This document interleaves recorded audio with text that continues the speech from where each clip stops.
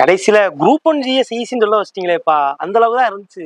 Group ஒன்னோட பாத்தீங்கன்னா வந்து மேக்ஸ் விட்டுருங்க, மீதி 175 அதுல 175 நான் எண்ணி பார்த்தேன். அப்புறம் நம்மளோட சேனல்லே வந்து வீடியோஸ் ஷார்ட்ஸ் மாதிரி போட்டிருப்பேன், எது எங்க கேட்டாங்கன்னு எழுதிலாம் போட்டிருப்பேன். அதை பார்த்தீங்கன்னா 82 கொஸ்டின். நான் ஒரு மேலோட்டமா பார்க்கும்போதே 82 கொஸ்டின் வந்து புக்ல இருந்து நேரடியாக வந்திருக்கு. 6th ஹிஸ்ட்ரி, 7th ஹிஸ்ட்ரி எல்லாத்தையும் சேர்த்து வந்திருக்கு. இதுல பார்த்தீங்கன்னா ஜிஎஸ் பார்ப்போம் என்ன நடக்க போகுதுன்னு. அனைவருக்கும் வணக்கம். இந்த வீடியோல வந்து எதை பத்தி வந்து பேச போறோம்னா, இதுக்கு முன்னாடி குரூப் 2 எக்ஸாம் எழுதி முடிச்சோம். நான் ஹாலுக்கு வெளியே வந்து இப்படி பேசி இந்த இது இப்படி இருந்துச்சு, அது அப்படி இருந்துச்சுன்னு வீடியோ போட்டிருப்பேன். அந்த வீடியோக்கு வந்து நிறைய பேர் கமெண்ட் பண்ணியிருக்காங்க.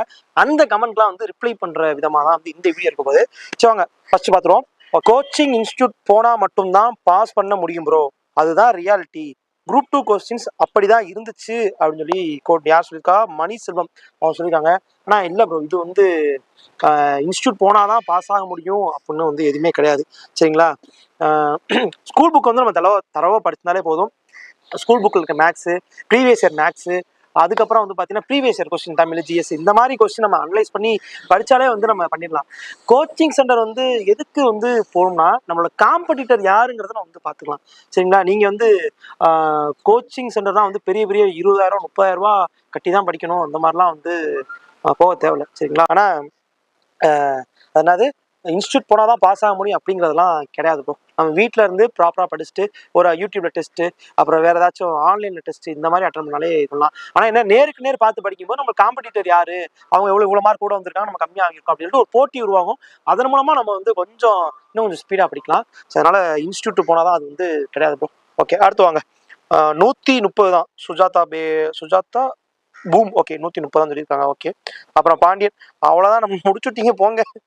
அவர் நல்லா காமெடியாக பண்ணியிருக்காப்புல. அடுத்து கட் ஆஃப்லாம் கம்மியாக தான் ப்ரோ இருக்கும் அப்படின்னு சொல்லியிருக்காங்க. ஓகே, கம்மியாக இருந்துச்சுன்னா சந்தோஷம்தான். ஏன்னா வேக்கன்ட் பார்க்கணும்ல, வேக்கன்ட் வந்து 2000 தான் இருக்குது. அது இல்லாமல் இது சிபிடி எக்ஸாம் வேறு, ஒருவேளை 150 போட்டவங்களாம் சூஸ் பண்ணிடுவாங்களோ, செலக்ட் பண்ணிடுவாங்க, அந்த மாதிரி ஒரு பயமும் இருக்குது. எக்ஸாம் வந்து டஃப்பு, அதனால் கட் ஆஃப் குறையுமா அப்படின்னு ஒரு சந்தோஷமாகவும் இருக்குது. அதான் 150க்கு மேலே போட்டோம்னா நம்ம தைரியமாக இருக்கலாம்.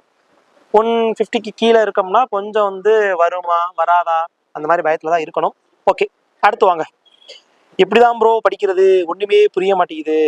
ப்ரோ, அது நீங்கள் வந்து குரூப் 2 கொஸ்டின் ஜிஎஸ் பார்க்கும்போது அப்படிதான் தோணும். அது ஒன்றும் தப்பும் கிடையாது. நீங்கள் குரூப் 4 படிக்கிறீங்கன்னா வந்து ஸ்கூல் புக் நல்லா தரவாக படிச்சுக்கோங்க. சரிங்களா? அதில் எந்த பிரச்சனையும் கிடையாது.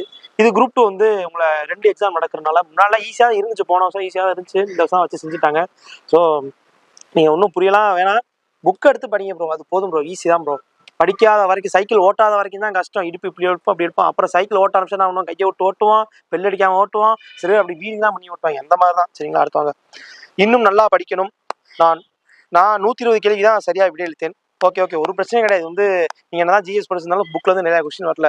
120 நல்ல மார்க் தான். சரிங்களா? நீங்கள் எந்த ஒரி பண்ணிக்க தேவையில்லை. நாங்கள் அடுத்த அப்கமிங்கில் வர எக்ஸாமில் வந்து நம்ம நல்லா கிளியர் பண்ணிடலாம். ஓகே, இன்னும் மீள முடியாமலே அடுத்து மிகவும் கடினமாக இருந்தது. ஓகே, அவரை தான் கமெண்ட் பண்ணியிருக்காரு. அடுத்து ஒரு ஆள் தமிழ், அதாவது தமிழில் 83, மேக்ஸில் 21, ஜிஎஸ் வந்து 39. ஓகே, மொத்தம் 143 வருது. ஓகே, எனக்கு தெரிஞ்சு இந்த ப்ரோ வந்து ரகுவரன் ப்ரோ, அவர் வந்து கன்சிஸ்டன்ஸாக படிக்கிறோன்னு நினைக்கிறேன். ஏன்னா வந்து ஓரளவு அந்த ஜிஎஸ்லாம் 39ங்கிறப்ப வரும்போது கன்சிஸ்டண்டாக படிக்கிறவங்க 40 to 50 தான் வந்து எடுத்திருப்பாங்க. 40 கொஸ்டின் கரெக்டாக போட்டிருப்பாங்க. அந்த மீதி 10 வந்து நம்மளோட கெஸ்ட்டில் வந்திருக்கும். சரிங்களா? ஓகே, அடுத்து வாங்க. இதுவே இப்படின்னா மெயின்ஸ் நினச்சி பாருங்க. ஓகே, வாஸ்தவம் தான். ஏன்னா மெயின்ஸில் வந்து சிபிடியில் 40 ரீசனிங் கேட்குறாங்க. நல்லா புரிஞ்சுங்க, 40 ரீசனிங்னா வந்து இன்னும் 40 ரீசனிங் ஈஸி நினைக்காதீங்க. உங்களை டைம் இழுக்கிறதுக்காண்டி தான் கேட்குறாங்க ரீசனிங். அது புரிஞ்சுக்கங்க. நல்லா மெயின்ஸ் ப்ரிப்பேர் பண்ணுறவங்க நல்லா தரவாக பண்ணிக்கணும். ஓகே, அடுத்து வாங்க. சார், நான் 130 கொஸ்டின் இன்னும் பெட்டராக படிச்சிருந்தா 140+ வரை எடுக்கலாம். 150+ எல்லாம் குரூப் பண்ண அளவுக்கு படித்தா மட்டும்தான். நானே 60% தான் படிப்பேன். துர்கா தேவி சதீஷ், நீங்கள் வந்து 130 கொஸ்டின் போட்டிருக்கீங்க. உண்மையிலே வந்து நல்ல மார்க் தான் அது. நீங்கள் வந்து பயப்பட தேவையில்லை. சரிங்களா? 140+ எடுத்தவங்க வந்து எப்படி சொன்னால் ஒரு கன்சிஸ்டண்டாக படிச்சிருப்பாங்க. நீங்கள் வந்து இப்போ ரீசெண்டாக ஸ்டார்ட் பண்ணிக்கலாம். நீங்கள் ஒரு வருஷத்துக்கு முன்னாடி ஸ்டார்ட் பண்ணிக்கலாம். 140 எடுத்தவங்க வந்து ஒரு 2 வருஷத்துக்கு முன்னாடி ஸ்டார்ட் பண்ணியிருப்பாங்க. சரிங்களா? அதே மாதிரி இதில் 150 எடுத்தவங்க எல்லாம் வந்து குரூப் பண்ண அளவுக்கு சொல்லலாம். சில பேருக்கு வந்து அந்த 10 கொஸ்டின் ஜிஎஸை பார்த்தீங்கன்னா 10 வந்து 5 கொஸ்டின் இந்த கெஸ் பண்ணுறது, அப்புறம் லக்கு, அது மூலமாக வந்திருக்கும். சரிங்களா? ஓகே, அதனால் எதுவும் பயப்படாதீங்க. 130 நல்ல மார்க் தான். ஓகே, அதுக்கப்புறம் இந்த கமெண்ட் வந்துருச்சா? ஓகே, இருங்க பாப்பா, வேறு எதுவும் வந்திருக்காங்க. இதுதாங்க முக்கியமான கமெண்ட்டுங்க. மோகனேஸ்வரன் கே அப்படின்னு ஒருத்தர் கமெண்ட் பண்ணியிருந்தாரு. நான் தமிழில் 91, ஜிஎஸ் 49, ஆப்டிடியூட் 25, டவுட் 6ன்னு போட்டிருக்காரு. எனக்கு ஷாக் ஆயிடுச்சு. எப்பயும் ஏதாச்சும் ஒரு எக்ஸாம் போட்டால் யாராச்சும் வந்து கொஸ்டின் ரொம்ப ஈஸி, எனக்கு 187 வருது, நான் வந்து எம்பிசி கேட்டகரி டைப் வச்சிருக்கேன், கிடைக்குமா ப்ரோ, பயமா இருக்கு ப்ரோ அப்படின்னு சில பேர்லாம் கமெண்ட் எழுதுவாங்க. அப்படிதான் இவரு நினைச்சேன். கேட்டேன் டோட்டல் எவ்வளோ வருதுன்னு கேட்டேன். ஒரு ஆள் வந்து அதை இவர் காமெடி தான் பண்ணுறான்னு சொல்லிட்டு வேற ஆள் 204 சொன்னார். நான் அதுக்கு சொல்லி சிரிச்சிருந்தேன். அப்புறம் அவர் எல்லாத்தையும் கால்குலேட் 165 வருதுன்னு சொன்னார். டவுட் ஆயிடுச்சு. ப்ரோ என்ன ப்ரோ ப்ராங்க் எதுவும் பண்ணுறீங்களான்னு கேட்டேன். இல்லை ப்ரோ உண்மையான மார்க் தான் அப்படின்னா.